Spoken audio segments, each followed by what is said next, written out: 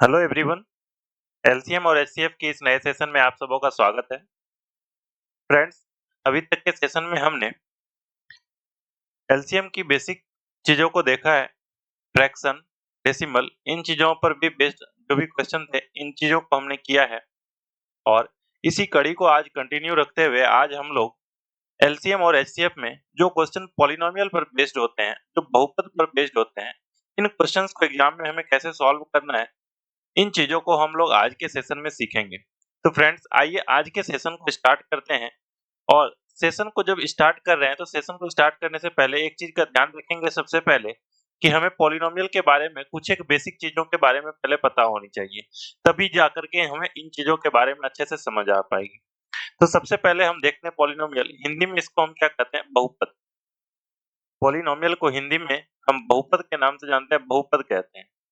सबसे पहले हम पॉलिनोमियल को देखते हैं कि पॉलिनोमियल का जो फॉर्म होता है, एक स्टैंडर्ड फॉर्म होता है। पॉलिनोमियल का एक स्टैंडर्ड फॉर्म जो होता है उसको हम इस तरह से लिखते हैं px, और यहाँ पर आप लिखेंगे an और x to the power n, इस तरह से।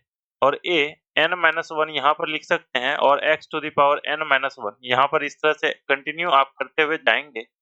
a 2 और n to the x to the power 2, a x और a 0, यहाँ पर a1 और x1 भी लिख सकते हैं और a0 और x0 भी लिख सकते हैं। तो ये हमारा जो एक स्टैंडर्ड फॉर्म होता है, जो होता है एक पॉलिनोमियल का स्टैंडर्ड फॉर्म। इसमें कुछ चीजें होती हैं जो चीजें आपको पहले से पता होंगी, क्योंकि ये चीजें बिल्कुल क्लास 9 की चीजें हैं। जैसे सबसे पहली चीज आप इसमें देख रहे हैं, ये x क्या चीज है? x को यहाँ पर हम वेरिएबल के नाम से जानते हैं। x को यहाँ पर हम किस नाम से जानते हैं? वेरिएबल के नाम से जानते हैं। इसी चीज को हिंदी में हम लोग क्या कहते हैं? चर राशि। ठीक है। इसी के साथ में आप देखिए गुणा के रूप में जुड़ा हुआ है ये a to the power an।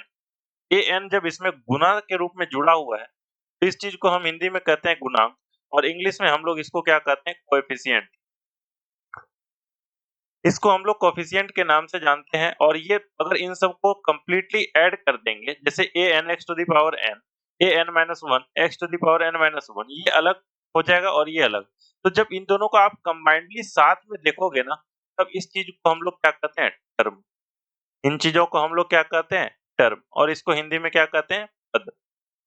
एक और चीज इसमें आती है, जहां पर कि कोई भी वेरिएबल इसमें जुड़ी हुई नहीं है। अगर इसमें कोई भी वेरिएबल ना जुड़ी हुई हो तो इस चीज को हम लोग क्या कहते हैं? कांस्टेंट। इस चीज को हम लोग क्या कहते हैं? कांस्टेंट। और आपको पता है कि इन सबको अलग-अलग अगर हम देखें, इन सबको अलग-अलग हम क्या कहते हैं? टर्म। तो इसी चीज को अगर a0 को लिखना हो तो हम इसको कांस्टेंट टर्म भी कहते हैं। ये कांस्टेंट टर्म होता है। तो ये होती है पॉलिनोमियल की बेसिक सी चीजें। अब इसी में कुछ चीजों को और आपको मैं इसमें बता देता हूँ। बाकी इस चीज की डिटेल्स जब हम लोग अलजेब्रा पढ़ रहे होंगे तब वहां पर हम देखेंगे कि क्या होती है इन चीजों में। और इन चीजों पर बेस्ड काफी लंबी सेशन चलेगी हमारी, और काफी अलग-अलग टाइप के सेशन होंगे उसमें। लेकिन अभी यहाँ पर हम सबसे पहले ये देखते हैं कि वेरिएबल क्या है, टर्म क्या है, कोएफिशिएंट क्या है और कांस्टेंट टर्म का क्या-क्या चीज हो। अगर मैंने मान लीजिए यहाँ पर n इज इक्वल टू, अगर n इज इक्वल टू मैंने 2 लिख दिया तो क्या होगा? अगर मैंने n इज इक्वल टू 2 लिखा तो यहाँ पर जो n था तो n की जगह पर यहाँ 2 आ जाएगा। तो इस 2 की जगह पर आपको क्या लिखना पड़ेगा? आप बताओ। a2 और x to the power 2 plus a1 और x टू दी पावर 1 और प्लस में a0, यही लिखना पड़ेगा। यानी कि जो भी चीजें पावर में थी उस चीज को आपने इस तरह से n की जगह n की जो वैल्यू रखनी थी उस चीज से लिख करके दे दिया आपने। अब मैं यहाँ पर ये बता दूं कि अगर यहाँ पर ये जो a2 है, a2 क्या है? कोएफिशिएंट है। a1 भी कोएफिशिएंट है। a0 क्या है? कांस्टेंट टर्म है। तो ये कोएफिशिएंट को किसी भी चीज से मैं मल्टीप्लाई कर सकता हूँ। कोएफिशिएंट की जगह मैं कोई भी चीजें रख सकता हूँ। तो मान लीजिए कि मैंने यहाँ पर जो रखा है कि कोएफिशिएंट a2 की जगह मैंने बोला a, तो इसको ये अगर a से मल्टीप्लाई करोगे आप तो ये हो जाएगा ax स्क्वायर। और a1 की जगह पर मैंने कहा, इसको मैंने माना b, ये हो जाएगा bx। और मैंने a0 को लिखा तो ये हो जाएगा c। तो अगर n इज इक्वल टू आप 2 रखोगे ना, तो ये आपको इस तरीके का एक एक्सप्रेशन निकाल करके देगा। और ये जो एक्सप्रेशन हुआ ax square plus bx plus c, ये भी पॉलिनोमियल ही है। पॉलिनोमियल का स्टैंडर्ड फॉर्म जो था, इसी में हमने n की वैल्यू को और इसके जो कोफिशिएंट थी इसके वैल्यू को रखा, तो हमें ये जाकर के ये पॉलिनोमियल निकल करके आया। जैसा कि आपको पता है कि एक्सप्रेशन के अगर एंड में अगर जीरो लिख दूं, मैं जीरो डाल दूं और इसको इक्वेट कर दूं किसी के साथ, तो वो चीजें क्या हो जाती है, एक्सप्रेशन से बदल करके इक्वेशन बन जाती है। इसी तरह से अगर मैंने इसी के साथ में यहाँ पर जीरो डाल दिया बराबर में, या कोई भी चीजें बराबर में लिख दी, तो ये चीजें क्या हो जाएगी, पॉलिनोमियल इक्वेशन। चीजें क्लियर है यहाँ तक? अब देखिए इनमें से कोई चीजें, कुछ चीजें जो आपको सीखनी है और इन चीजों को आपको ध्यान रखना है, क्योंकि ये चीजें आगे काम आएगी। इसमें देखिए यहाँ पर जो ये x है, ये x क्या चीज है, आपको पता है कि ये वेरिएबल है, c कांस्टेंट है, b यहाँ पर क्या है, कोफिशिएंट है, और a भी यहाँ पर कोफिशिएंट है। आपको पता है x की पावर में जो 2 है, इसी 2 को, यानी कि आप इस तरह से इसको समझ सकते हैं कि कोई भी वेरिएबल वेरिएबल की जो मैक्सिमम पावर होती है, जैसे यहाँ पर x की पावर 1 है और अगर मैंने यहाँ पर x को मल्टीप्लाई करूं और x के पावर 0 लिख दूं, x टू द पावर 0 तो 1 होता है। तो अगर मैंने यहाँ पर किसी भी वेरिएबल को देखा और वेरिएबल की जो मैक्सिमम पावर है, मैक्सिमम पावर यहाँ x की कितनी है, आपने कहा जी 2, तो ये जो मैक्सिमम पावर होती है, इस चीज को हम लोग क्या कहते हैं, डिग्री। इस चीज को हम लोग क्या कहते हैं, डिग्री। हिंदी में इसको क्या कहते हैं, कोटि। कि ये जो पॉलिनोमियल है, इसकी डिग्री अगर पूछी जाएगी तो इसकी डिग्री कितनी होती है, 2। जैसे अगर आपको मान लीजिए 3x स्क्वायर y स्क्वायर, इस तरीके के अगर कोई भी चीजें पूछ ली जाए और अगर इसकी आपको डिग्री निकालनी हो, तो आपको डिग्री कैसे निकालनी होगी, तो आप देख रहे हैं ये चीजें मल्टीपल में है, तो इसकी डिग्री क्या हो जाएगी, ऐड हो जाएगी, तो यहाँ पर जो इसकी डिग्री होगी ये 4 होगी। ये चीजें ध्यान रखनी थी बस आपको, ठीक है। ये थी पॉलिनोमियल की बेसिक चीजों को देखा आपने। अब आप इस तरह से पॉलिनोमियल को डिवाइड भी कर सकते हो, बांट भी सकते हो। जैसे ये 2 टाइप से बांट सकते हो। चलो एक बार इसको भी देख लेते हैं कि पॉलिनोमियल जो भी है, इसको हम बेसिकली 2 टाइप से डिवाइड कर सकते हैं। किस चीज से डिवाइड कर सकते हैं? पहला होगा कि अगर आप इसको डिग्री के फॉर्म में अगर तोड़ दें, कि डिग्री के बेस पर अगर आप इसको डिवाइड करें, तो एक ये टाइप बन जाता है। दूसरी तरफ आप टर्म के बेस पर भी इसको तोड़ सकते हैं। अगर डिग्री 1 होगी, अगर डिग्री 1 होगी, इसके लिए एक अलग स्पेसिफिक नाम है। अगर डिग्री 2 होगी, तो इसके लिए एक स्पेसिफिक नाम है। अगर डिग्री 3 हो, तो इसके लिए एक स्पेसिफिक नाम है। 4 डिग्री हो, तो इसके लिए एक स्पेसिफिक नाम है।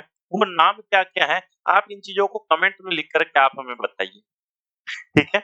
अब एक और चीज़ है कि अगर इसको हम टर्म के फॉर्म में तोड़ें, तो इसका इसका भी एक अलग नाम होता है, और टर्म भी अगर एक टर्म में तोड़ें, तो इसका नाम अलग, 2 टर्म में तोड़ें, इसका नाम अलग, 3 टर्म में तोड़ें, इसका भी नाम अलग। चलिए मैं लिख कर के बताता हूँ, तब तक आप भी इन चीज़ों को, अगर आपको पता है, तो आप इन चीज़ों को कमेंट में करके बताइए कि आपको ये चीज़ें पहले से पता थी। अगर एक टर्म होगी, इसको हम लोग मोनोमियल कहते हैं।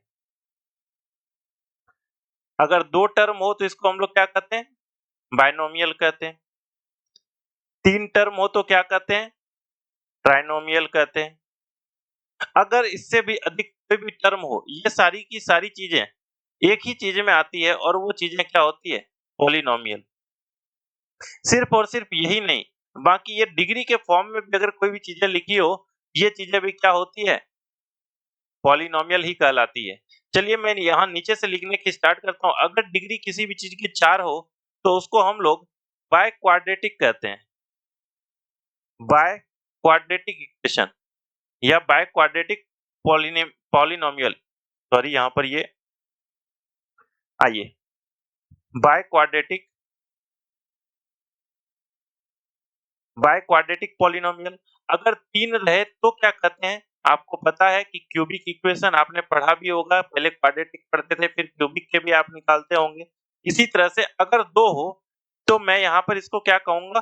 ये हो जाएगी क्वाड्रेटिक इक्वेशन। और अगर 1 होगी तो क्या होगा? आप सबों को पता है, इस चीज़ को आप क्या कहते हो? Linear equation. और अगर मैंने कहा कि अगर डिग्री 0 हो, तो इसको क्या कहेंगे? इस चीज़ को आपको कमेंट में ज़रूर से पोस्ट करना है और ये बताना है कि अगर डिग्री 1 हो, तो उस टाइप के पॉलिनोमियल को किस नाम से हम लोग जानते हैं। ठीक है? क्या आप लोगों को पता है ये चीज? उम्मीद करता हूँ कि अगर आप लोगों को पता होगी तो आप लोगों ने कमेंट किया होगा। चलिए इस चीज को भी मैं बता देता हूँ। इस चीज को हम लोग क्या कहते हैं? Constant polynomial. Constant polynomial. चीजें क्लियर है? अब आइए, ये थी बेसिक सी चीजें जो आपको जाननी चाहिए थी पहले से, जो चीजें आपको पता होगी, इनमें कई सारी चीजें। लेकिन इन चीजों का यूज देखेंगे अब हम लोग कि पॉलिनोमियल, अगर एलसीएम और एचसीएफ में पॉलिनोमियल पर बेस्ड क्वेश्चन आते हैं तो इन चीजों का कैसे हम लोग यूज कर पाएंगे। सबसे बड़ा यूज जो था यहाँ पर, ये पावर का यूज था। पावर को आपको सीखना है। तो सबसे पहले आइए क्वेश्चन के साथ स्टार्ट करते हैं। बेसिक बेसिक से क्वेश्चन है पहले स्टार्टिंग में। इन चीजों को आज सीखते हैं और देखेंगे कि कैसे ऑप्शन से भी आज इन क्वेश्चन को उड़ाना है। सबसे पहले लिखा है LCM and HCF of X and Y. दो टर्म दिए हुए हैं आपको, एक्स और वाई। आपको इसका एलसीएम पूछा जा रहा है। आपको पता है कि अगर आपने इसका एलसीएम निकालना है तो सबसे पहले इसका फैक्टर लिखना पड़ेगा, सॉरी मल्टीपल लिखना पड़ेगा। और इसका मल्टीपल क्या होता है? 1 और एक्स। इसका मल्टीपल क्या होगा? 1 और वाई। इसमें कॉमन क्या है? आपको कुछ भी पता है क्या कॉमन? कॉमन अगर ना भी हो तो हमें क्या फर्क पड़ता है? अगर मुझे एलसीएम लिखना हो, अगर आपको एलसीएम लिखना होगा तो आप क्या कहेंगे? इनमें से जो सारी संख्या है उन सारी संख्याओं को आप पहले लिख दो। यानी कि जब सारी संख्याओं को लिखोगे तो कॉमन का कोई मीनिंग नहीं बचता है ना? क्योंकि जब इसमें कोई भी चीज ऐसी सबसे छोटी संख्या है नहीं, तो फिर कोई मतलब नहीं बनता। ठीक है? यहाँ पर अगर आपको मल्टीपल लिखना है तो आपको पता है कि यहाँ पर x तो नहीं लिखेंगे, सॉरी 1 तो नहीं लिखेंगे, सिर्फ और सिर्फ x लिखा जाएगा और 2x लिखा जाएगा, 3x लिखा जाएगा। इस तरह से ये आगे बढ़ते जाएगा, x 2x और ये यहाँ पर 2y। सॉरी मैंने पहले फैक्टर लिख दिया था, इन चीजों को आप ध्यान दीजिएगा। तो अगर एलसीएम निकालेंगे तो सबसे छोटी संख्या क्या होगी? इन दोनों को आपको मल्टीप्लाई कर देंगे तो सबसे छोटी संख्या आपको निकल करके आ जाएगी। तो एलसीएम इस चीज का क्या होता है? X Y. और अगर x और y में फैक्टर निकालने की बात हुई, x और y का फैक्टर अगर आप निकालने जाओगे तो फैक्टर क्या होगा? 1 और 1 x और इसका यहाँ पर y। अब यहाँ से बताओ कि सबसे छोटी संख्या जो कॉमन है वो क्या है? 1 है। तो इसका एक्स वाई और 1, ये उत्तर क्या हो जाएगा इसका? X Y and 1। तो ऑप्शन नंबर ए इस क्वेश्चन का सही उत्तर हो जाएगा। चीजें क्लियर है? आइए अगले सवाल की तरफ बढ़ते हैं और अगला सवाल देखते हैं कि क्या है। क्वेश्चन लिखा हुआ है कि एक्स क्यूब, वाई क्यूब और जेड, ये पहला टर्म है। दूसरा टर्म है एक्स वाई क्यूब और जेड और तीसरा टर्म है एक्स वाई और जेड क्यूब। हमें क्या करना है? इसका एलसीएम निकालना है। आपको पता है अगर इसका एलसीएम निकालना है या फिर एचसीएफ निकालना है तो एलसीएम और एचसीएफ निकालने का जो तरीका होगा, आपको पहले मैंने बताया है कि जितने भी आपको यहाँ पर प्राइम फैक्टर दिए हुए थे, इन सारी चीजों को आपको लिखना होता है। जैसे एक्स वाई और जेड तीन डिफरेंट चीजें लिखी है तो आपको एक्स वाई और जेड लिखनी होती है। एक्स वाई और जेड लिखने के बाद सबसे पहला काम क्या होता है कि हमें इसमें मैक्सिमम पावर ढूंढनी है। एक्स की मैक्सिमम पावर कितनी है? आपने कहा जी 3। वाई की मैक्सिमम पावर कितनी है? 3। जेड की मैक्सिमम पावर कितनी है? 3।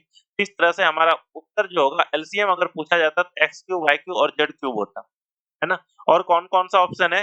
एक पहले और दूसरे में है, यानी तीसरा और चौथा, ये दोनों ऑप्शन हमारा उत्तर नहीं हो सकता। चीजें क्लियर है? अब आइए देखते हैं, अगर इसका एचसीएफ निकालने की बारी आएगी तो एचसीएफ निकालने में हमने आपको बताया था कि इन तीनों में जो भी टर्म कॉमन दिखे, जो भी पद कॉमन दिखे, जो भी वेरिएबल दिखे कॉमन, उन चीजों को आपको ले लेना है। तो यहाँ पर देखो, आपने एक्स वाई और जेड, तीनों में एक्स वाई और जेड है, एक्स वाई और जेड। और इसके बाद क्या करना है? आपको सबके मिनिमम पावर को ढूंढना है। जैसे एक्स का मिनिमम पावर यहाँ 1, वाई का मिनिमम पावर यहाँ 1, जेड का मिनिमम पावर यहाँ 1, इसीलिए सबकी पावर 1 1 1 हो जाएगी। यानी एक्स वाई और जेड ये हमारा एचसीएफ हो जाएगा। इस तरह से हमारा इस क्वेश्चन का सही उत्तर ऑप्शन नंबर बी हो जाएगा। चीजें क्लियर है? अब आइए इस क्वेश्चन के अगले क्वेश्चन की तरफ बढ़ते हैं और अगले क्वेश्चन को देखते हैं कि क्या पूछा जा रहा है। पूछा जा रहा है find the LCM of 24x² yz and 27x4 y² z square. आपको सिर्फ क्वेश्चन में एलसीएम पूछा जा रहा है, लेकिन यहाँ पर आप इसका एचसीएफ भी साथ ही साथ निकालते जाएंगे। सबसे पहले इसको डिटेल से सॉल्व कराने से पहले मैं इसको ऑप्शन से कैसे क्लिक करना है, इन चीजों को सिखाने की कोशिश करता हूँ। उम्मीद करता हूँ कि इन चीजों को आप अच्छे से सीख पाओगे। सबसे पहले आपको यहाँ पर देखना है कि 36 और 216, 54 और 108, ये सारे के सारे जो कोफिशिएंट हैं, ये सारे के सारे क्या हैं? डिफरेंस हैं। सारे के सारे एक दूसरे से डिफर हैं, अलग अलग हैं। तो सबसे पहले आप इस पर ही फोकस करोगे कि 24 और 27 इन दोनों का एलसीएम क्या हो सकता है? 24 और 27, इन दोनों का एलसीएम क्या हो सकता है? आपको कैसे बताया था हमने एलसीएम निकालने के लिए? आपको बताया था कि जो सबसे बड़ी संख्या है आपको उसी को एलसीएम मान लेना है। आपने एलसीएम किस चीज़ को माना? 27 को। जब 27 को आपने एलसीएम माना तो ये जाएगा 24 के पास और पूछेगा कि क्या है तेरे पास जो मेरे पास नहीं है? ये हँसते हुए कहेगा कि मेरे पास 8 है। ये कहेगा लो खुद को मैंने 8 को मल्टीप्लाई कर लिया। अब बताओ 27 अट्ठे कितना होता है? 216। आपको पता है कि 216 कौन से ऑप्शन में है? इसमें नहीं, इसमें नहीं, इसमें नहीं। अगर सिर्फ और सिर्फ ऑप्शन बी में है तो आपका उत्तर यहीं से निकल कर के आ जाएगा कि ऑप्शन नंबर बी हमारा इस क्वेश्चन का सही उत्तर। चीजें क्लियर है? ये था इस क्वेश्चन को बनाने का तरीका। अगर आप इसको ऑप्शन के थ्रू बनाते तो किस तरह से बनाते अब आपको समझ में आ गया होगा। ठीक है? अब आइए इस क्वेश्चन को प्रॉपर तरीके से बनाने की एक बार कोशिश करते हैं। बाद में आपको जब कुछ क्वेश्चन मिलेंगे तो उसको आपको खुद से ट्राई करना है और दोनों तरीके से आपको सॉल्व करके बताना है। एलसीएम अगर निकालना है तो आपको पता है 2 की 24 और 27 इन दोनों का अभी आपने एलसीएम निकाला 216। इसके बाद मैंने बताया था एक्स, वाई और जेड ये तीनों के तीनों टर्म आपको अलग-अलग दिख रहे हैं तो इन तीनों को आपको लिखना पड़ेगा। उसमें उसके बाद आपको क्या करना है कि एक्स, वाई और जेड के मैक्सिमम पावर को ढूँढना है कि इन दोनों में मैक्सिमम पावर किसके पास है। आप देख रहे हो एक्स की पावर यहाँ 4 और यहाँ पर 2। एक्स की पावर मैक्सिमम जो होगी आपको यहाँ पर लिख देना है। वाई की पावर यहाँ भी 2, यहाँ पर 1, तो वाई की पावर में आपको 2 लिखना है। सेम चीजें होती है जेड के साथ कि जेड के पावर में यहाँ पर 2 और यहाँ पर 1, यानी कि जो मैक्सिमम पावर थी उस चीज को आपको यहाँ पर लिखना है और उत्तर आपका हो जाता 216 X to the power 4 Y to the power 2 और जेड की पावर में 2। चीजें क्लियर है? दोनों तरीके से आपको ये चीजें समझ में आ गई। अब आइए इसके एलसीएम आपकी एलसीएम निकालने के बाद अब इसके एचसीएफ की बारी। एचसीएफ कैसे निकालेंगे? एचसीएफ निकालने का तरीका क्या होगा? सबसे पहले जो इसका कोएफिशिएंट दिया हुआ है सबसे पहले इसका एचसीएफ निकालिए कि 24 और 27 कौन सी ऐसी संख्या है जो इसको डिवाइड कर रही है? तो आप कहेंगे जी 3, क्योंकि 3 से जब आप इसको डिवाइड करोगे तो यहाँ 8 होगा और यहाँ 9 होगा और 8 और 9 क्या होता है? को प्राइम नंबर होता है। आपने इस चीज को पहले भी आपको मैंने बताया, एक बार यहाँ पर फिर से ध्यान दीजिए कि मान लीजिए कि आपके पास 2 या 2 से कोई भी अधिक नंबर है जिसका एचसीएफ एच दिया हुआ हो, तो जो नंबर्स लिखे जाएंगे इस चीज को नोट करके रखना आप कि जो भी नंबर्स लिखे होंगे वो नंबर किस फॉर्म में होंगे? H X, H Y, H Z, इस तरह से ये नंबर चलते जाएंगे।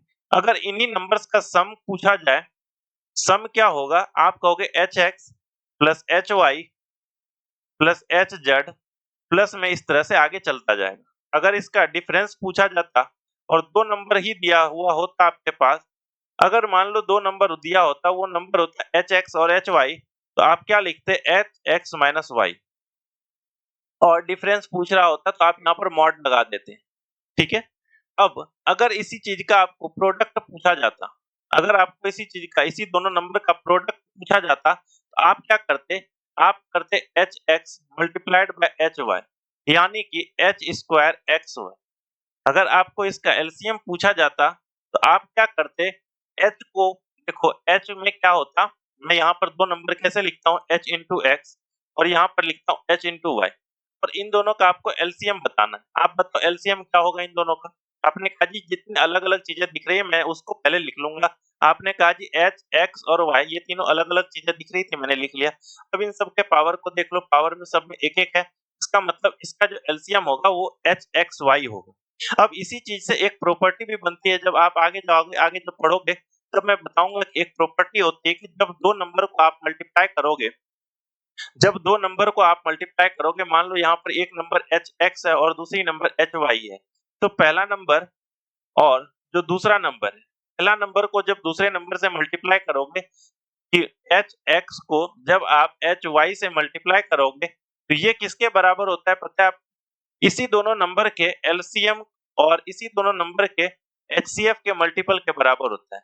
चलो इन दोनों का एलसीएम कितना निकल कर के आया आपको पता है? एच एक्स वाई और इसका एचसीएफ कितना है आप बता दो ऊपर से? एचसीएफ कितना था? एच। अब बताओ क्या ये दोनों चीजें बराबर है? आप में से सब लोग बताएंगे कि हाँ H X H square X Y यहाँ पर भी है और एच स्क्वायर एक्स वाई यहाँ पर भी है। यहाँ से आपको ये भी चीजें समझ में आई, एक और प्रॉपर्टी भी आपको समझ में आई कि एलसीएम इंटू एचसीएफ बराबर ए इंटू बी। अगर मैंने यहाँ पर एलसीएम ऑफ ए बी, आप ऐसे समझना एलसीएम ऑफ ए बी और HCF ऑफ AB की अगर बात करूं तो LCM of AB into HCF of AB is equal to A into B होगा। ये चीजें समझ में आ गई। इस प्रॉपर्टी को भी आपको ध्यान रखना है साथ में ही, आगे चल करके ये चीजें काम आएगी। आगे बतानी थी लेकिन यहाँ पर ही एक साथ मैंने चलो बता दिया। चलिए अब मैं जो बताने वाला था कि HCF में आप देखोगे कि यहाँ पर HCF इसका कितना आ रहा है 3। जब HCF 3 आएगा तो आपका उत्तर में यहाँ पर पहले कोफिशिएंट चेक कर लेना कि उत्तर में 3 है या नहीं।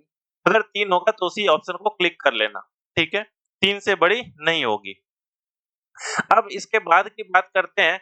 यहाँ पर देखिए x और y और z, नीचे में भी x और y और z है तो आपको x, y और z भी साथ में लिख लेना है। लेकिन अब ढूंढना है कि इन सब में इसका मिनिमम पावर कहाँ है। तो आप देखोगे कि x की पावर में 2 है यहाँ और यहाँ 4 है, तो जहां पर मिनिमम पावर दिखे आपको वही लिखना है।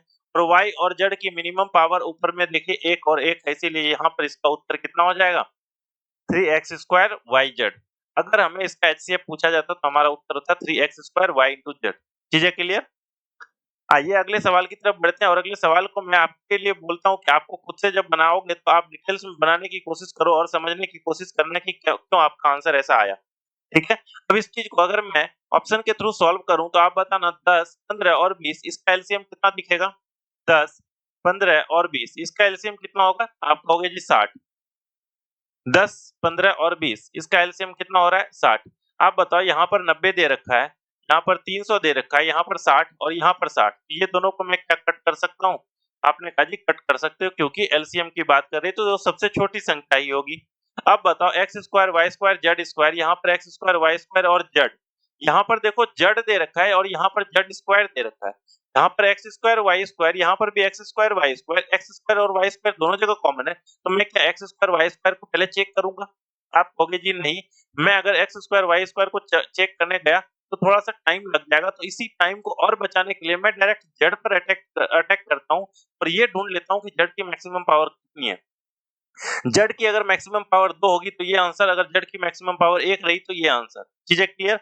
अब देखो z की पावर यहाँ 1, z की पावर 2, तो जैसे देखिए हमारा उत्तर आ गया, ऑप्शन नंबर सी हमारा उत्तर हो जाएगा। क्यों हो जाएगा? क्योंकि दूसरे वाले जो ऑप्शन थे उसमें z की पावर 1 दे रखी है, जबकि यहाँ पर तो z की पावर 2 है। जैसे ही z की पावर हमने 2 देखी तो हमारा उत्तर निकल करके आ जाएगा कि हमारा उत्तर कितना हो जाएगा, हमारा उत्तर हो जाएगा ऑप्शन नंबर सी।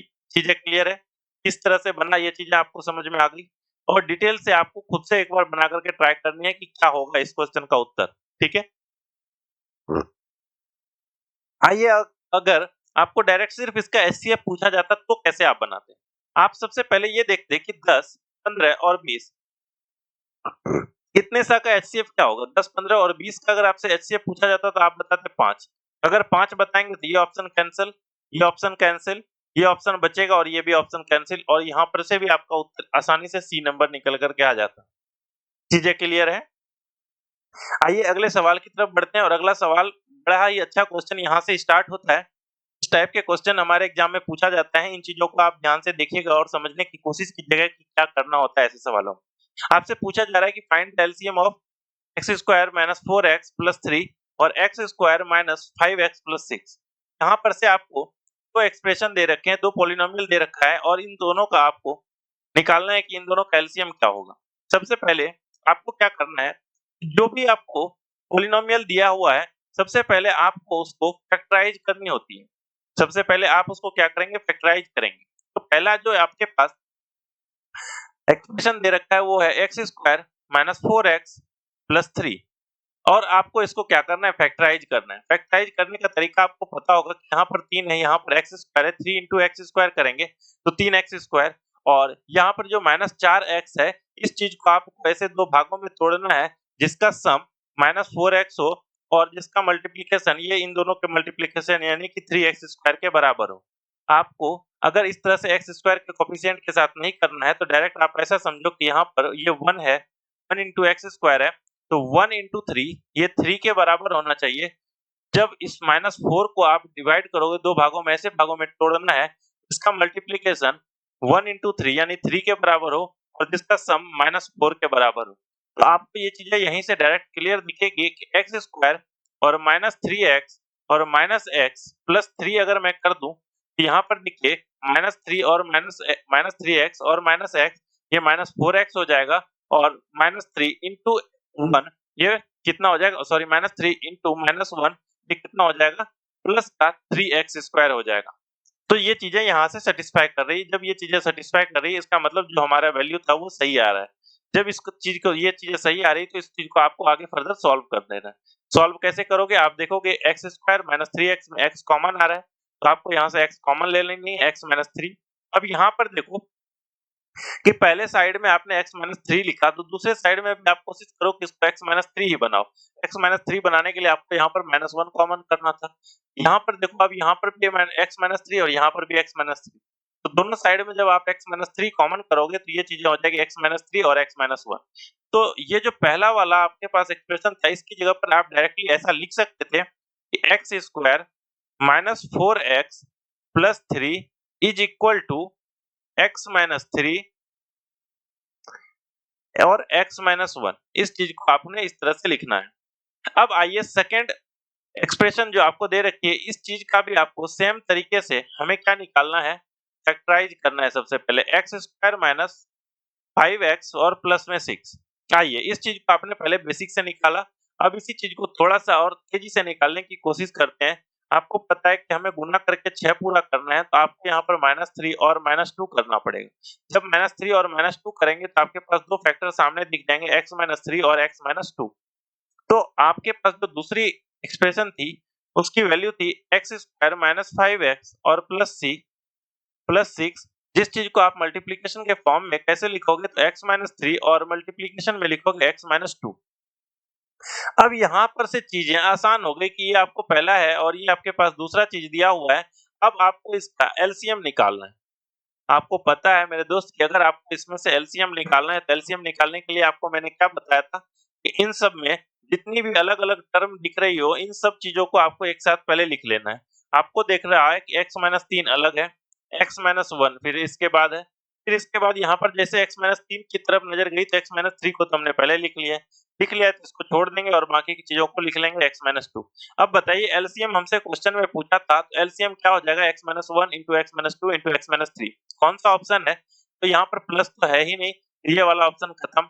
ये वाले में प्लस है, इसको खत्म कीजिए, यहाँ पर भी प्लस है, इसको भी खत्म कीजिए। ऑप्शन नंबर ए हमारा उत्तर है, x-1 x-2 x-3। अगर इसी क्वेश्चन का अगर क्वेश्चन में पूछा जाता है कि आप इसका एचसीएफ भी बता दो, तो आपको पता है कि एचसीएफ किस चीज से पता चलता, आपको पता है कि यहाँ पर इन दोनों में हमें कॉमन ढूंढनी पड़ती है, और कॉमन कौन सी टर्म दिख रही है, x-3 ऊपर में भी है और यहाँ पर नीचे में भी है, तो x-3 इस क्वेश्चन का एचसीएफ हो जाता। यहाँ तक समझने में कोई दिक्कत? उम्मीद करता हूँ यहाँ तक आपको समझ में आई होगी पूरी तरह से चीजें, और पूरी तरह से अगर चीजें समझ में आ गई होगी, तो इस वीडियो को लाइक भी करना है आपको, ठीक है?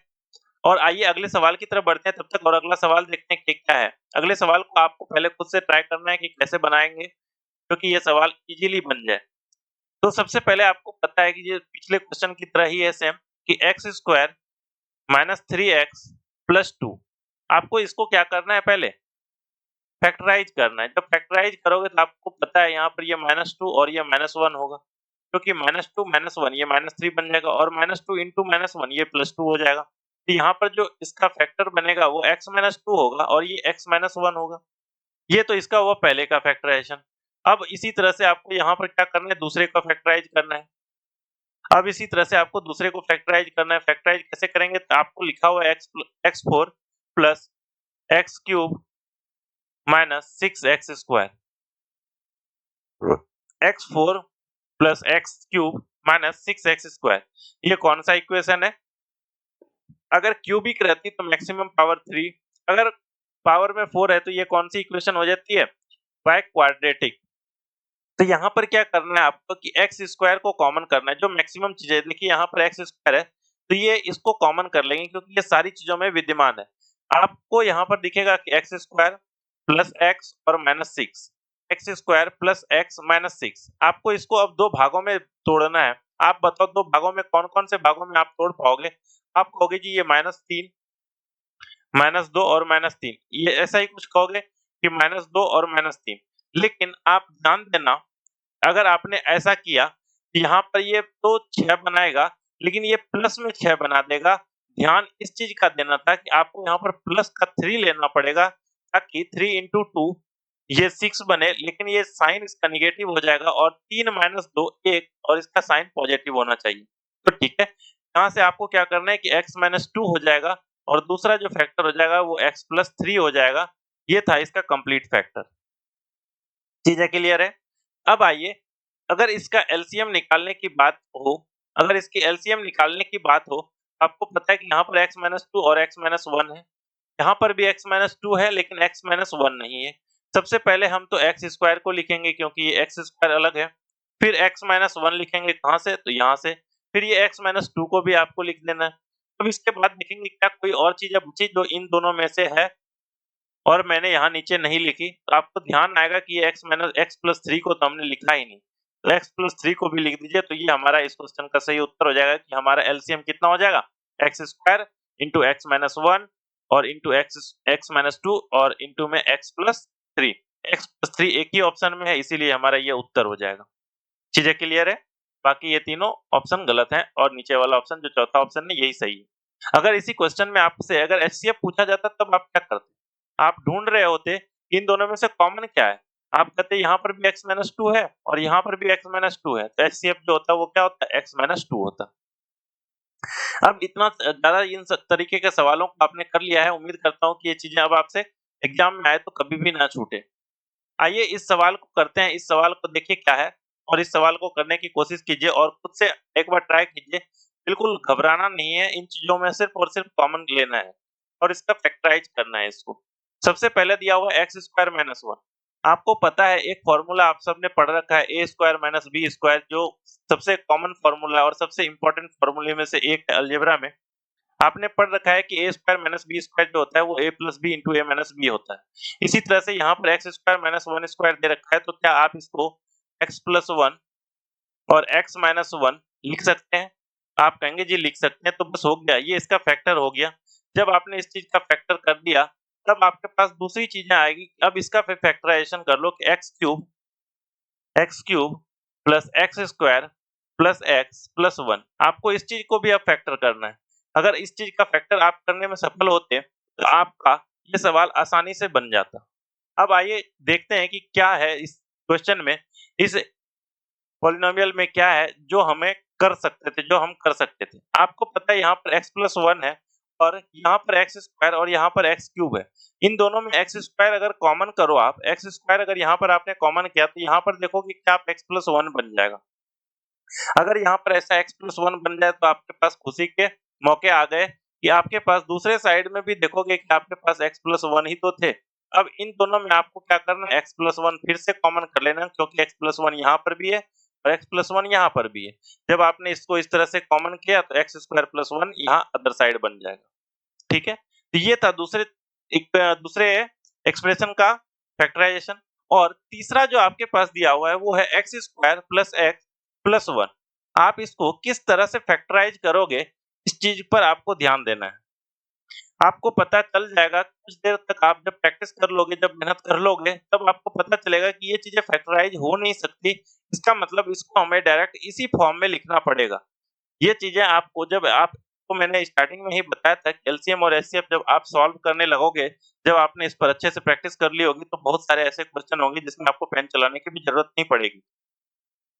ये सब जो पॉलिनोमियल कैसे ऐसे क्वेश्चन होते हैं, ये सारे इन्हीं टाइप पर बेस होते हैं कि आपको यहाँ पर देखना है कि X square plus x plus 1 ये चीजें, इन चीजों का फैक्टराइज हम नहीं कर सकते। इन चीजों का जब फैक्टराइज नहीं कर सकते, इसका मतलब जो भी आंसर होगा उनमें ये चीजें मौजूद होनी चाहिए कि X square plus x plus 1 मौजूद होना चाहिए। आपको पता है कि अगर ये मौजूद होगी तो ऑप्शन नंबर सी में ये चीजें मौजूद है नहीं, ऑप्शन नंबर डी में ये चीजें मौजूद नहीं है। जब इन दोनों में ये चीजें मौजूद नहीं है तो ये दोनों ऑप्शन हो नहीं सकते थे। अब ऑप्शन कौन सा हो सकता था, या तो ए या तो बी। अब यहाँ पर भी अगर आप तुक्का लगाओगे तो चांसेस है 50% कि आपका सवाल सही हो जाएगा। ठीक है, अब इसके बाद देखते हैं कि इस चीज को सॉल्व कैसे करना है। आइए एलसीएम की बात करेंगे, तो एलसीएम में आपको तो पता है कि ये संख्या तो लिखी जानी है, x square plus x plus 1 ये संख्या तो लिखी ही जाएगी।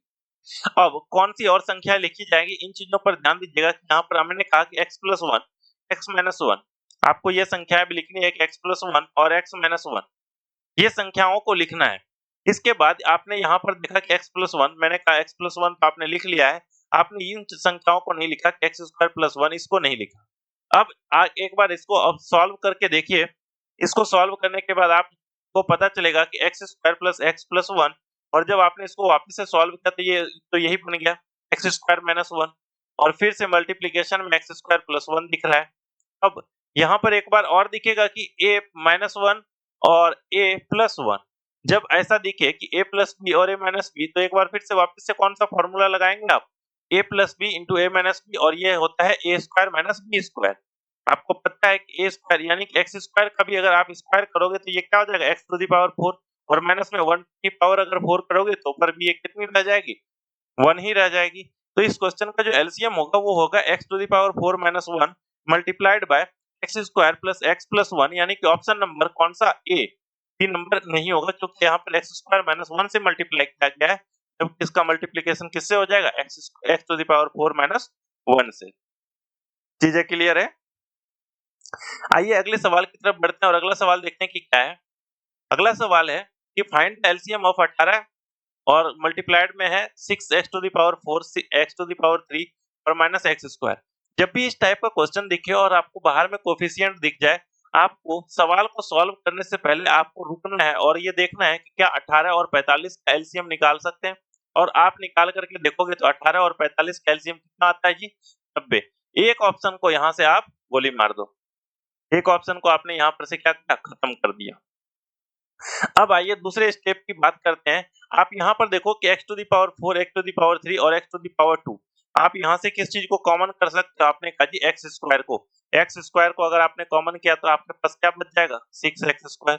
प्लस में क्या बच जाएगा x और माइनस में क्या बच जाएगा 1। ये था हमारा पहला वाला एक्सप्रेशन। हमने क्या लिखा 18x² को कॉमन कर दिया, यहाँ पर x² को 18 तो आपके पास पहले से ही बाहर में था, x² को आपको कॉमन करना था। x² को जब आपने कॉमन किया तो इधर बच गया 6x² प्लस x और माइनस में 1। अब आइए इसी तरह से दूसरे वाले की तरफ आते हैं और दूसरे वाले में देखते हैं कि हमने 45 है हमारे पास। यहाँ से कॉमन क्या कर सकते हो आप x⁴ को कॉमन करो। x⁴ जब 4 को आप कॉमन करोगे तब आपके पास कितना बचेगा? आप कहोगे 2x², यही तो बचेगा यहाँ पर से। अगर आपने x⁴ निकाल लिया तो यहाँ पर x⁴ दिखेगा तो 2 पहले से मल्टीप्लाइड है 2 into x⁴ और प्लस में यहाँ पर क्या दिखेगा आपको 3x और प्लस में दिखेगा 1। अब यहाँ से आपने 18 और 45 इन चीजों का एलसीएम पहले निकाल लिया था। अब बताओ x² और x4 इसका अगर एलसीएम निकलेगा तो क्या निकलेगा? आप में से सब लोग बताएंगे कि इसमें जो पावर अधिक होती है एलसीएम तो वही होती है, यानी कि 90x⁴ से हमारा आंसर स्टार्ट होगा।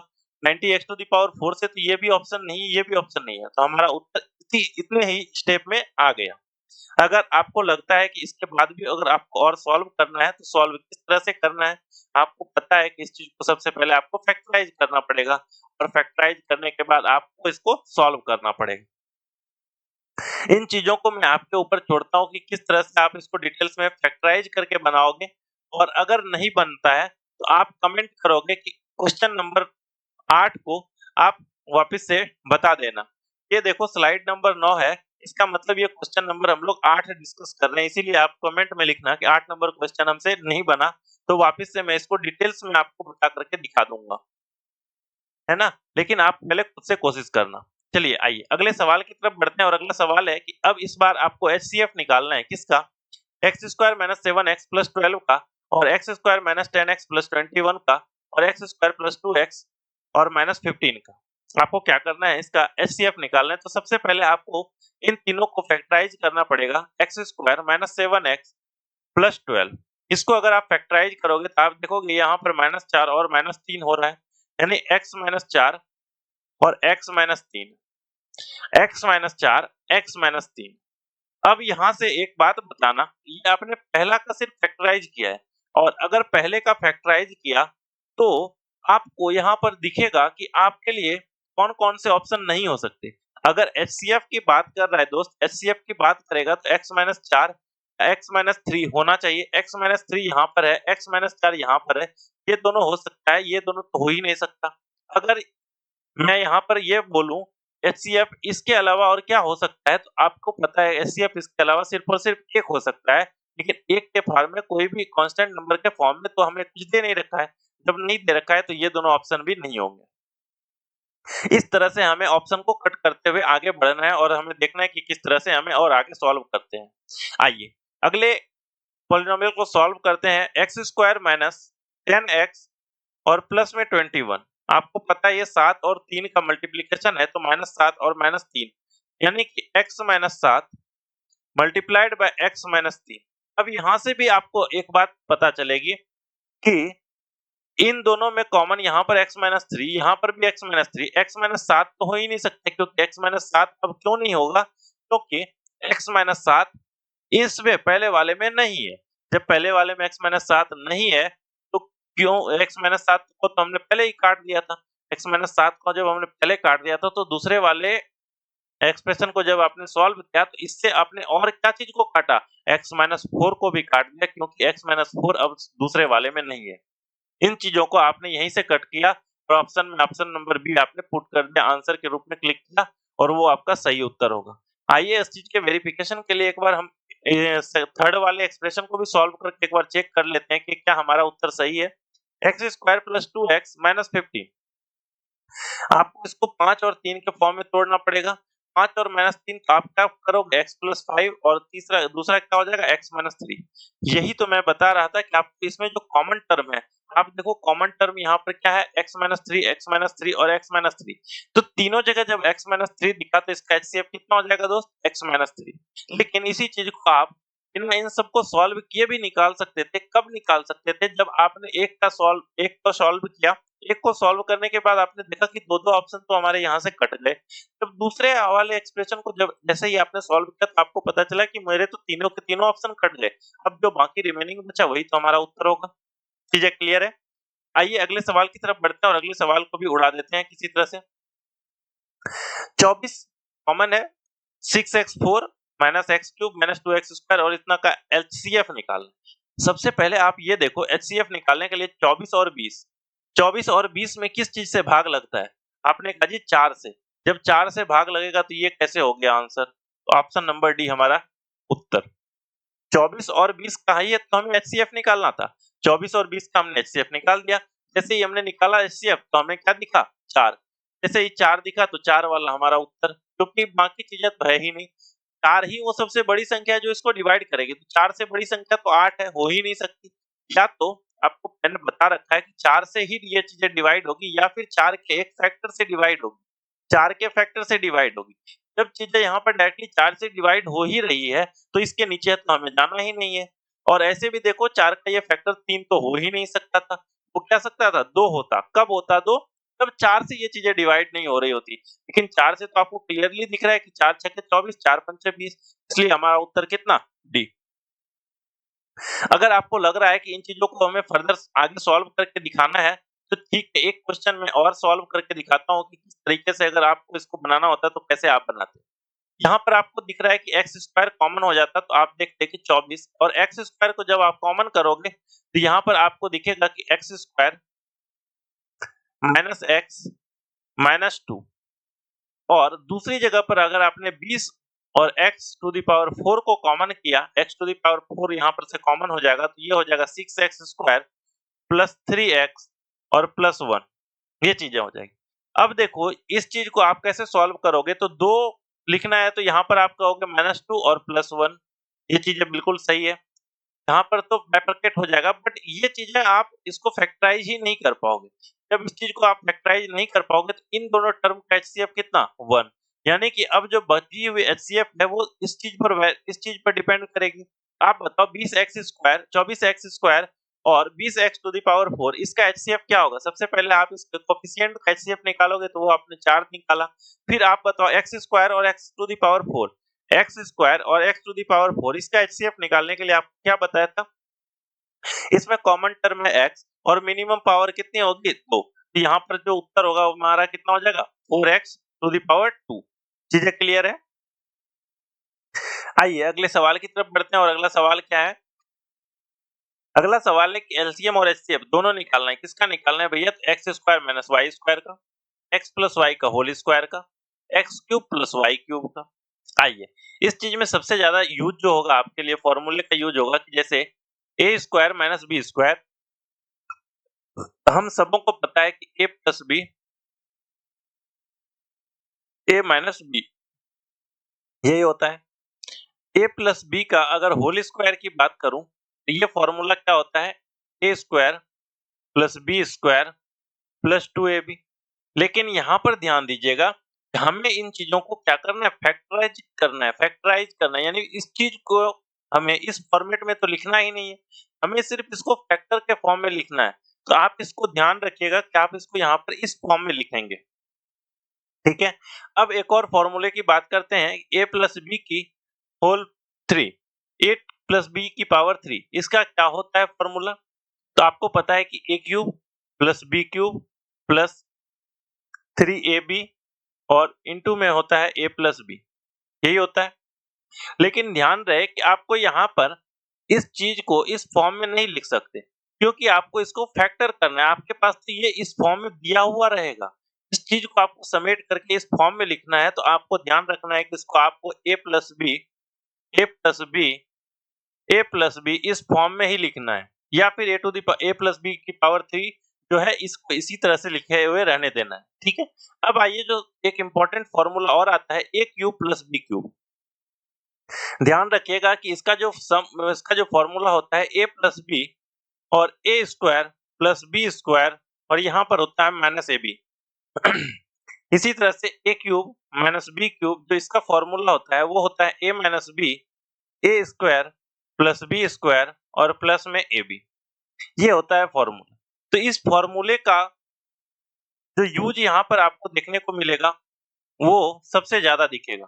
आइए सबसे पहले हम देखते हैं कि X square minus Y square को फैक्टराइज करके आप क्या लिख सकते हैं, एक्स प्लस वाई, और क्या लिख सकते हैं, एक्स माइनस वाई। इसी तरह से एक्स प्लस वाई के होल स्क्वायर को आप फैक्टराइज करके क्या लिख सकते हैं, आप कहेंगे जी एक्स प्लस वाई और एक्स प्लस वाई, यही लिख सकते हैं। लेकिन यहाँ पर मैं प्रीफर क्या करूंगा कि आप इसको यहाँ पर एज इट इज रहने दें, X cube plus Y cube, X cube plus Y cube. इसका फैक्टर कैसे करोगे आप लिखोगे कि x प्लस वाई, और यहाँ पर ये इस फॉर्मूले को आप इस फॉर्मूले पर डायरेक्ट इसको पुट करोगे तो आप क्या लिखोगे, X square plus Y square, और माइनस में क्या लिखोगे, एक्स वाई। अगर आपसे इसका एलसीएम पूछा जाए तो एलसीएम सबसे आसान तरीका है निकालने का, आपको ये ढूंढना है कि कौन सा ऐसा चीज है जो सब जगह है और हमने नहीं लिखी है। जो चीजें नहीं लिखी उन चीजों को आप लिखते जाना। सबसे पहले आप x प्लस वाई से ही स्टार्ट करो, x प्लस वाई लिख दिया, x माइनस वाई नहीं दिख रहा है, यहाँ पर लिखा हुआ लिख दिया, x प्लस वाई दिख रहा है लेकिन यहाँ पर पावर 2 है तो मैंने पावर 2 लिख दिया। ये चीजें हालांकि बाद में करनी थी लेकिन मैंने पहले करते हुए जा रहा हूँ, x प्लस वाई यहाँ पर लिख दिया, और बाकी बची हुई चीजें ये तो लिखी हुई कहीं नहीं है तो इसको भी लिख दीजिए आप। तो ये इस चीज का एलसीएम निकल करके आ जाएगा दोस्त। सिंपल सी बात थी, ये चीजें उम्मीद करता हूँ आपको समझ में आ गई होगी। लेकिन अब कहोगे कि यार इस क्वेश्चन का तो आंसर तो निकल ही नहीं रहा है, फिर आप कहोगे हाँ, जब ऑप्शन में नन ऑफ दीज दिया हुआ रहेगा तो हमारे लिए तो उत्तर आसान है और आप नन ऑफ दीज लगा दोगे। तो आइए अब इसका पहले एचसीएफ निकालते हैं, फिर इसके बाद इसकी गहन चर्चा इसके ऊपर और करेंगे। आपको पता है कि x प्लस वाई यहाँ पर भी, x प्लस वाई यहाँ पर भी और x प्लस वाई यहाँ पर भी है, इसीलिए इसका common term x plus Y हो जाएगा। इसमें ज्यादा आपको सोचने की जरूरत नहीं पड़ी। क्यों नहीं पड़ी, क्योंकि आपका दो ऑप्शन यहाँ से एलिमिनेट हो रहा है कि आपका एचसीएफ क्या होना चाहिए, x प्लस वाई। अब जब पंगा आपके पास ये दो ऑप्शन में रहेगा और आपने पहले ही ये लगा दिया है, तो मैं आपको बताना चाहूंगा कि थोड़ा सा सचेत होकर के देखो कि क्या ये जो पहला ऑप्शन है ये चीजें इससे क्रिएट की जा सकती है या नहीं। आप यहाँ पर ये देखोगे कि यहाँ पर x प्लस वाई और यहाँ पर x माइनस वाई है, यहाँ पर पावर भले 2 है तो मैं इसको ऐसे अलग अलग भी तो लिख सकता हूँ, x प्लस वाई, और फिर बाद में यहाँ पर मैंने x प्लस वाई यहाँ लिख दिया, और X square plus Y square minus X Y को इसके साथ लिख दिया। अब यहाँ से आप ये बात बताओ, यहाँ से ये बात बताओ कि x प्लस वाई और x माइनस वाई इसको आप एक साथ क्या लिख सकते हो। आप कहोगे X square minus Y square, आपने यहीं से तो पढ़ा है कि X square minus Y square ये लिख सकते हो, और बता दो कि एक्स प्लस वाई इंटू में X square plus Y square minus X Y को क्या लिख सकते हो? आप कहोगे इस फॉर्मूले के अकॉर्डिंग मैं A cube plus B cube की जगह पर X cube plus Y cube लिख सकता हूँ। X cube plus Y cube. अब देखो क्या ऑप्शन नंबर ए में ये चीजें दिख रही है, तो जो चीजों को आप डी टिक कर रहे थे उस चीज का एक्चुअल आंसर क्या होता? Option number A. चीजें यहाँ तक क्लियर है? ये थे इस सेशन के काफी अच्छे-अच्छे सवाल। अब आइए एक और सवाल को देखते हैं और इस सवाल को अगर आपने किया तो मैं समझूंगा आपने इस चीज को काफी अच्छे तरीके से समझने की कोशिश की और काफी अच्छे तरीके से आपने समझा है।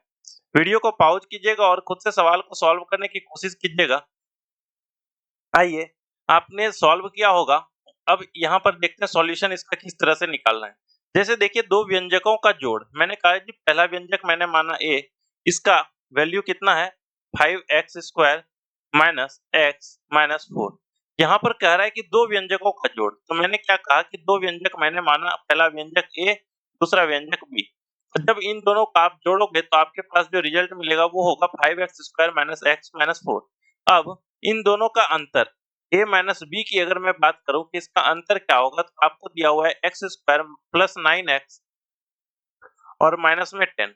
अब यहाँ से आपसे पूछा जा रहा है कि उन दोनों व्यंजकों का महत्तम समापवर्तक। तो पहले आपको तो वो दोनों व्यंजक चाहिए होंगे अलग-अलग, तो यहाँ से a और b यानी कि दोनों व्यंजक के अलग-अलग मान निकालने पड़ेंगे। तो अगर आपको a निकालना होता है तो आप क्या करोगे, इन दोनों इक्वेशन को ऐड करते हो। इन दोनों इक्वेशन को आप ऐड करोगे तो ये देखो b वाला टर्म कैंसल आउट हो जाएगा, तो ट्वाइस ऑफ a, इन दोनों को ऐड करोगे तो यहाँ 6x स्क्वायर प्लस में 8x और माइनस में 14। यहाँ से a की वैल्यू अगर आप निकालोगे तो 3x स्क्वायर प्लस 4x और माइनस 7। यहाँ से ये a की वैल्यू आपको निकल करके आ गई। यहाँ तक कोई दिक्कत? अब अगर मैंने पहले इक्वेशन में दूसरे इक्वेशन को घटाया होता तो a वाली पार्ट कैंसल हो जाती और b माइनस b, ये जो b माइनस b है यहाँ पर प्लस हो जाता साइन, तो ये 2b बन जाता। तो 2b बनने के बाद क्या होता कि 5x square minus x square यहाँ पर 4x स्क्वायर लिखा जाता, minus x minus 9x it means यहाँ पर माइनस 10x लिखा जाता, माइनस 4 प्लस 10 यहाँ पर प्लस 6 लिखा जाता। अब यहाँ से जो b की वैल्यू निकल करके आती यानी जो सेकंड व्यंजक होती, जो सेकंड एक्सप्रेशन होती, उस चीज की वैल्यू जो निकल करके आती वो होती 2x स्क्वायर माइनस 5x और प्लस में 3। यहाँ तक आपको अगर समझने में कोई दिक्कत ना हो तो आप ये चीजें बताइए कि यहाँ तक समझने में आपको कोई भी दिक्कत नहीं हुई। अब आपके पास ये सेम चीजें आपने पहले पढ़ रखी है कि a is equal to 3x square plus 4x minus 7 और b is equal to 2x square minus 5x plus 3, और इस तरह के का अगर चीज दिया हो तो इसका एलसीएम और एचसीएफ कैसे निकाला जाता है, इन चीजों को आपको काफी अच्छे तरीके से मैंने अभी बताया है। तो उम्मीद करता हूँ कि इन चीजों को अब आप यहाँ से आसानी से खुद से सॉल्व करने की कोशिश करोगे। अब आइए मैं करके दिखाता हूँ एक का, कि यहाँ पर 4x है और 7 या 21 है, तो यहाँ पर भी 7 और 3 का ही बनेगा पेयर।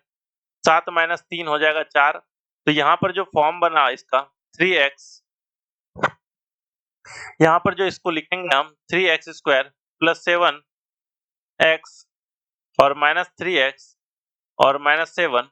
दूसरे एंड की बात करोगे तो आप देखोगे 3 दूनी 6 और यहाँ पर भी लिखोगे माइनस 6 और प्लस 1, सॉरी 3 दूनी 6 की बात हो रही है, तो यहाँ पर भी आप 3 और 2 कर सकते हो, 3 और 2 कर सकते हो कि माइनस 3 और माइनस 2।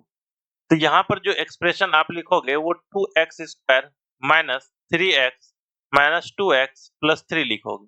आप कहोगे कि इसको क्या शॉर्ट में नहीं लिख सकते, तो मैं कहूंगा कि हाँ, इसको भी हम शॉर्ट फॉर्म में डायरेक्ट लिख सकते हैं। अगर यहाँ पर ये जो कोफिशिएंट है, इस j के जगह पर अगर कुछ भी नहीं रहता तो मैं डायरेक्ट लिख रहा होता x प्लस 7 और x माइनस 3।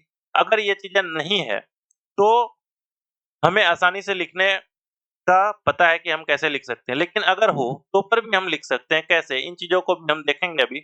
तो यहाँ पर आप देखो x को कॉमन करो तो आप कहोगे 3x प्लस 7 और दूसरी जगह माइनस 1 को कॉमन करो तो 3x प्लस 7। यहाँ से जो चीजें आपके पास आएगी वो होगी x माइनस 1 और यहाँ पर होगी आपके पास 3x प्लस 7। ये था पहला। और दूसरे से जब आप निकालोगे तो फिर से यहाँ पर x कॉमन कर लेना, तो आप लिखोगे 2x माइनस 3। आप क्या लिखोगे 2x माइनस 3 और यहाँ से आप माइनस 1 कॉमन कर लेना, फिर से यहाँ पर हो जाएगा 2x माइनस 3। और ये इस चीज के इक्वल में हो जाएगा x-1 और 2x-3। अगर आपको इसका एलसीएम पूछा जाता तो आप क्या लिखते, x-1 इंटू में 2x-3 इंटू में 3x+7। लेकिन आपसे क्वेश्चन में पूछा गया है कि एचसीएफ बता दो आप। एचसीएफ में आप कहोगे कि यहाँ पर x-1, यहाँ पर भी x-1, यानी कि दोनों जगह x-1 कॉमन है, तो हमारा उत्तर x-1 हो जाएगा और ऑप्शन नंबर बी हमारा उत्तर हो जाएगा। यहाँ तक समझने में अगर आपको कोई दिक्कत हो तो आप बता दो कि इसमें कोई भी दिक्कत हुई हो आपको समझने में। अब रही बात कि आपने ये पूछा कि यहाँ पर क्या मैं इसको शॉर्ट फॉर्म में लिख सकता हूँ? तो मैंने बताया कि हाँ, लिख सकते हैं, लेकिन थोड़ा-सा आपको ध्यान देना पड़ेगा कि कैसे लिखना है। जैसे 3x² प्लस 4x और -7। मैंने इसके लिए आपको बताया कि 7 और -3 आपको करना है, क्योंकि 7 -3 यहाँ पर +4 और 7 गुना 3 -21, यहाँ पर 7 गुना -3 -21 हो जाएगा। आप इस तरह से लिख सकते हैं। मैंने आपको बताया कि अगर डायरेक्ट लिखना है तो आपको क्या करना है, यहाँ पर जो भी चीजें लिखी हुई हो, 3x लिखी है तो 3x + 7 कर दो। दूसरे एंड पर 3x - 3 कर दो। दूसरे एंड पर यहाँ पर क्या-क्या माइनस में 3x - 3 कर दो। अब इसमें से एक चीज का ध्यान देना है कि जो भी चीजें कॉमन दिखे उन चीजों को हटाना होता है आपको। जैसे यहाँ पर 3x + 7, इसमें कोई भी टर्म कॉमन नहीं थी, तो आपको सेम चीजें लिख देनी है। लेकिन यहाँ पर देखो 3x और 3 इसमें से कॉमन आ रहा है, क्या आ रहा है कॉमन? तो 3। अगर 3 को हटा दो तो आप क्या लिखोगे, x - 1। तो हमारा जो इस क्वेश्चन का फैक्टराइज करेंगे तो हमारा फैक्टराइजेशन यही आएगा। देखो यहाँ पर आप चेक करो क्या सेम है। चलो, समझ में आया? लेकिन एक बार फिर से एक बार देखते हैं कि क्या ये चीज़ें दूसरे पर भी सही आती है, दूसरे पर भी ये सही बैठती है, कभी-कभी तो तुक्का भी सही हो जाता है। तो आपको चेक करना है तो एक बार और चेक कर लो, 2x² - 5x और +3। आपको मैंने बताया कि ये -3 होगा और ये -2 होगा। फिर मैंने बताया कि 2x - 3 लिख दो और उसके बाद 2x - 2, 2x - 2 लिख कर के एक स्टेप अगर कम करो तो 2x - 2 की जगह पर मैं डायरेक्ट यहाँ x - 1 लिख दूँ, क्योंकि 2 तो दोनों जगह कॉमन होती। तो इस चीज़ को जब आप सॉल्व करोगे तो वो लिखोगे आप 2x - 3 और इंटू में x - 1। देखो एक बार चेक करो, यहाँ पर भी यही, यहाँ पर भी यही। अब चीज़ें समझ में आई? आप चाहो तो आपके पास कोई भी क्वाड्रेटिक इक्वेशन हो, आप उसको इस फॉर्म में लिखो और उसके बाद इस तरह से सॉल्व करने की कोशिश करो, तो आप ये चीज़ों को जल्दी सॉल्व कर पाओगे। उम्मीद करता हूँ कि इस सेशन में जो भी चीज़ें अभी तक आपने सीखी है, इन चीज़ों को आपको समझ में पूरी तरह से समझ में ये चीज़ें आई होगी और आगे भी हम लोग इसी टाइप से अ, अगला जो सेशन होगा हमारा, ऐसे तो अलजेब्रिक एक्सप्रेशन पर का हमने रखा है कि अगला सेशन हमने अलजेब्रिक एक्सप्रेशन को पढ़ना है और उसको इससे भी ज़्यादा डिटेल्स में आपको पढ़ना है। ताकि उसमें जो भी क्वेश्चन आते हैं, जैसे बड़े-बड़े डिग्री वाले रहते हैं क्वेश्चन, तो उसमें आपको डरना नहीं है। आप जैसे ही इसके बेसिक को सीखोगे एक बार, तो आपको ये चीज़ें बिल्कुल हलवा लगेगी, गारंटीड हलवा लगेगी। इस चीज़ का आपको इंतज़ार करना। अगले सेशन में जल्दी ही मिलेंगे। तब तक के लिए थैंक यू, बाय-बाय और टेक केयर।